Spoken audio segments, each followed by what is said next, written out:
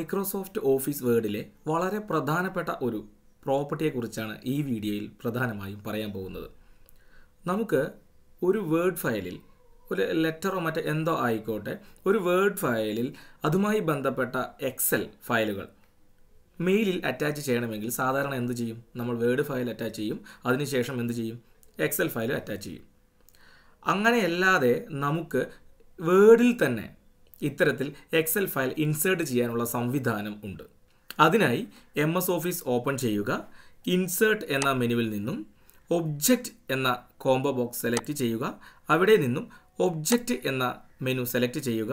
ശേഷം create from file എന്ന മെനുവിൽ ക്ലിക്ക് ചെയ്യുക. അവിടെ ബ്രൗസ് എന്ന ഓപ്ഷൻ കാണാൻ കഴിയും. അവിടെ നിന്നും നമുക്ക് ആവശ്യമായ അറ്റാച്ച് ചെയ്യാൻ ഉദ്ദേശിക്കുന്ന എക്സൽ ഫയൽ ഇൻസേർട്ട് ചെയ്ത് നൽകാവുന്നതാണ്.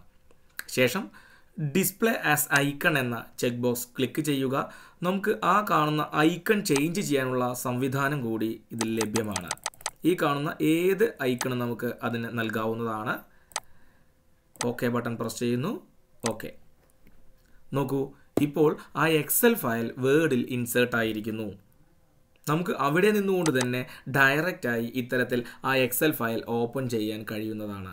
അപ്പോൾ എല്ലാവർക്കും ഈ ഒരു ഓപ്ഷൻ വളരെയധികം ഇഷ്ടപ്പെട്ടു എന്ന് കരുതുന്നു. Thank you.